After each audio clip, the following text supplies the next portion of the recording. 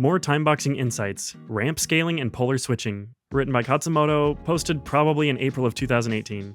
Quote, "You must always work not just within, but below your means. If you can handle 3 elements, handle only 2. If you can handle 10, then handle 5. In that way, the ones that you do handle, you handle with more ease, more mastery, and you create a feeling of strength in reserve." Quoted from Pablo Diego Jose Francisco de Paula Juan Nepomuceno Maria de los Remedios Ciprano de la Santísima Trinidad Luis y Picasso. This is one of those ones where it's especially difficult to take the ideas out of my head and put them in a way that other people can understand, but at the risk of sounding conceited, it is my honest opinion that these ideas are so valuable that they're worth being expressed even partially and incompletely. To quote myself, footnote 1, which is either peak conceit or peak introspection. Take your pick, smiley face. End footnote. Quote, "To be human is to be misunderstood most of the time and in most places, even by the people who like you, even by yourself. And that's perhaps part of why we spend so much time and effort communicating, not to eradicate the problem, but to mitigate it." Quoted from Speaking, "You don't have a linguistic problem, you have a humanity problem. Why you still suck at speaking and how to fix it fast." From the AJATT blog. Alrighty then, here we go. You know, there are as many ways to use timeboxing as there are things to do and try and see and explore in this world. Okay, maybe not that many, but there is still a lot of variety. Personally, I'm constantly trying more, different, new, better, faster, funner, easier ways of doing things. A couple of things that are working really well with me right now include ramp scaling and polar switching. At the core of both of these ideas is the idea of satisficing, which is just a fancy way of saying doing the best with what you've got, which includes all resources, time, energy, knowledge, friends, acquaintances, etc. Not the best possible and definitely not the best imaginable. Quote, "Satisficing is a decision-making strategy or cognitive heuristic that entails searching through the available alternatives until an acceptability threshold is met. The term satisficing, a portmanteau of satisfy and suffice, was introduced by Herbert A. Simon in 1956. Simon used satisficing to explain the behavior of decision-makers under circumstances in which an optimal solution could not be determined. He maintained that many natural problems are characterized by computational interactability or lack of information, both of which preclude the use of mathematical optimization procedures. He observed in his Nobel Prize in Economics speech that decision makers can satisfice either by finding optimum solutions for a simplified world or by finding satisfactory solutions for a more realistic world.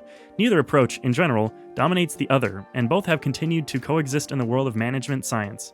Simon formulated the concept within a novel approach to rationality, which posits that rational choice theory is an unrealistic description of human decision processes and calls her psychological realism. He referred to this approach as bounded rationality, quoted from Satisficing in Wikipedia.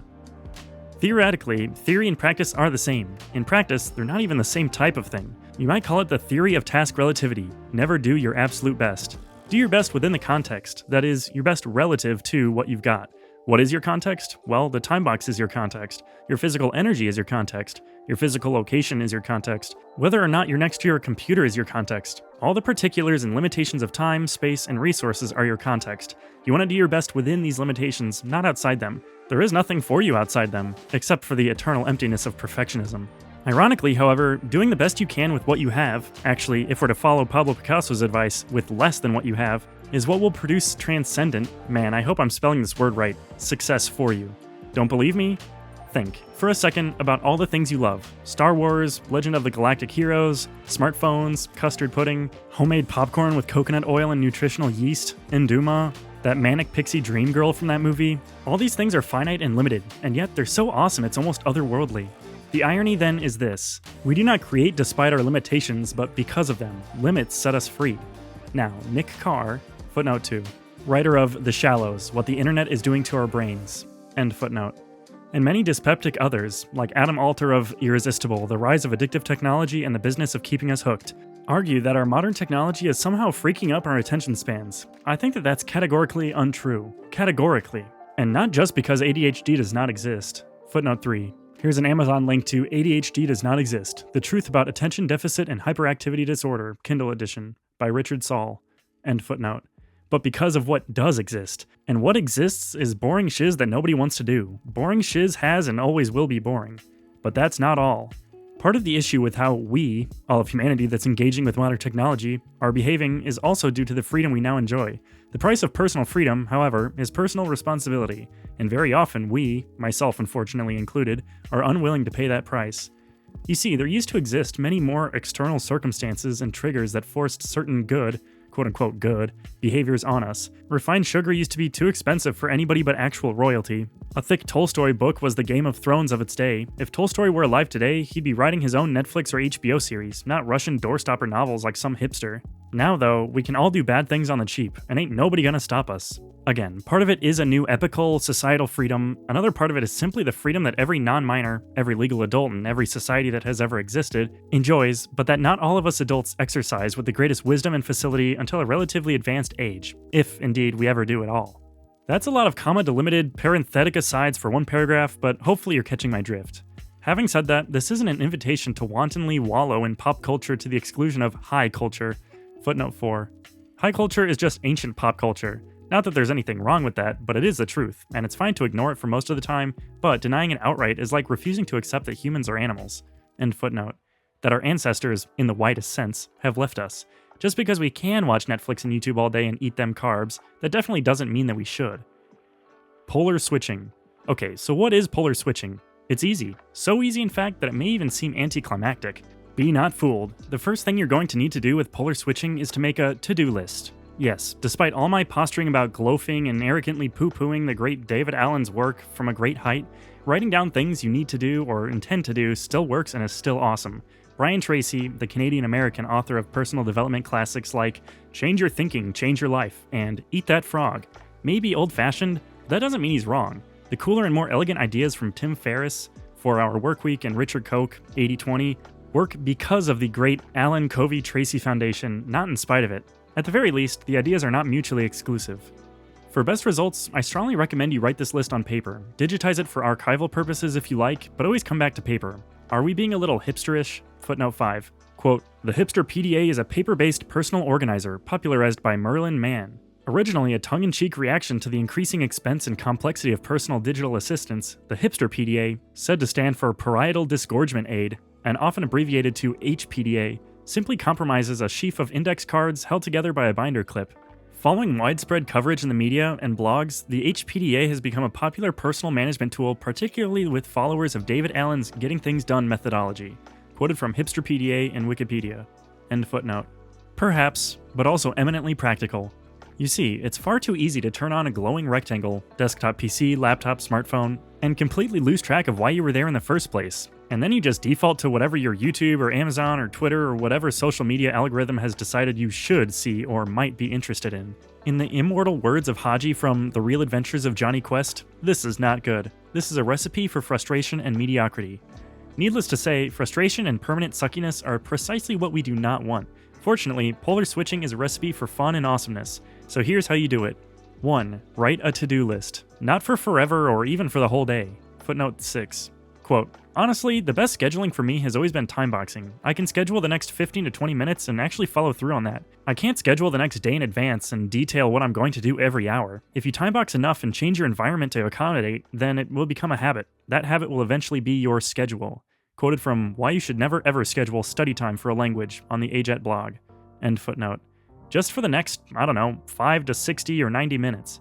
2. Do the most important thing, priority number 1 on the list. Then, 3. Do the least important or easiest thing, priority number N, assuming an N item list.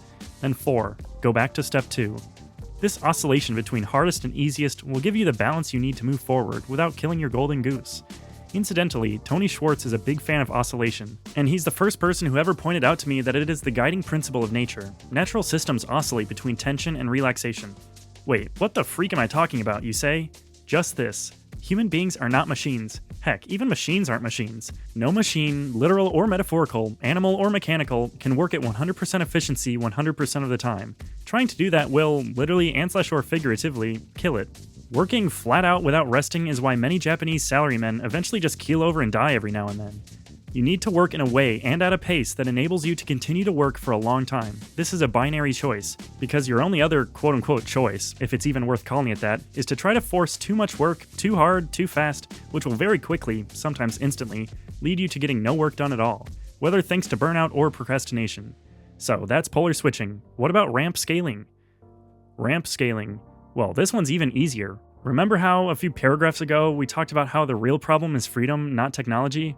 It seems rude to call freedom a problem. After all, many people have laid down their lives fighting for it. But it is a problem. It's just a very high quality problem, like the upholstery company being sold out of your favorite color for private jet couches. When other people were around to force us to do the right thing, we didn't have to pace ourselves. Well, they're gone now. Thank ball. And if we play our cards right, footnote 7, quote, "Well, doctor, what have we got, a republic or a monarchy? A republic if you can keep it." Quoted from Benjamin Franklin on Wikiquote.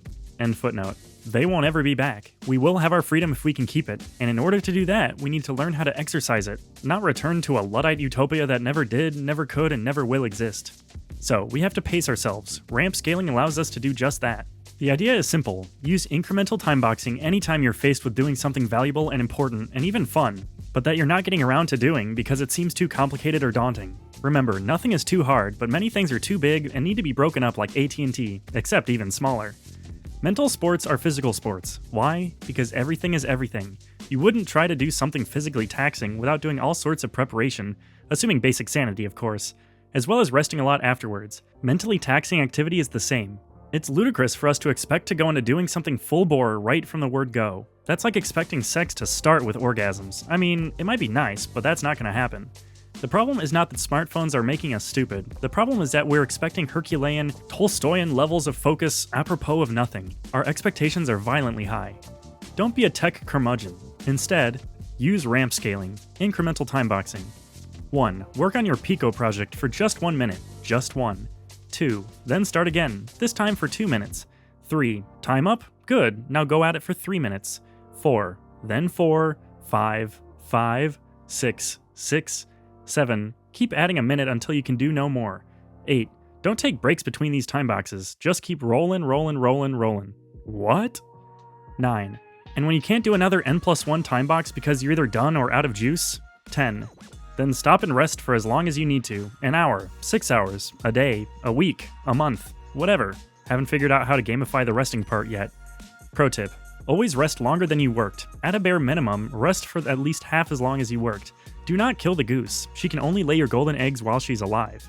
Hint, it's how this post got written, from basic idea to vague bullet points to final form. In case you're wondering, it took about 18 consecutive incremental time boxes, or 171 minutes, give or take. No breaks, total and complete concentration. Hashtag Barry White style. My point isn't that 171 minutes is a lot or a little, or even that this post is some kind of masterpiece. That's not the point. My point is that 1. This post exists at all. Write this on your liver. Imperfect real always beats perfect imagined. Nobody can read the perfect things you wish you would write, only the real things you did write. We're trying to satisfy here. We work with context, in context, not outside or against it.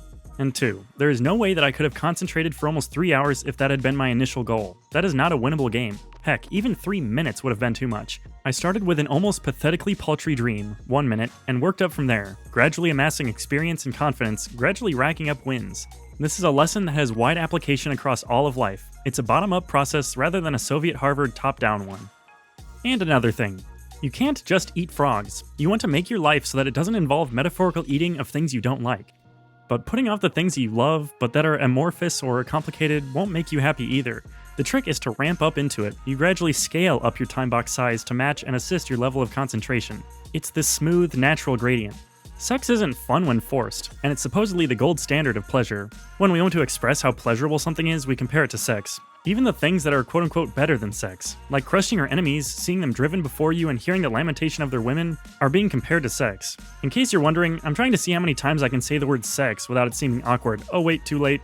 Well, guess what? Neither is work. Work isn't fun when forced. The trick is to neither be too on task nor too absent. Don't go in dry, bro, winky face. Give the work some foreplay. LOL, phrasing. Lube up. Slide in there all smooth like. Ramp scale into it.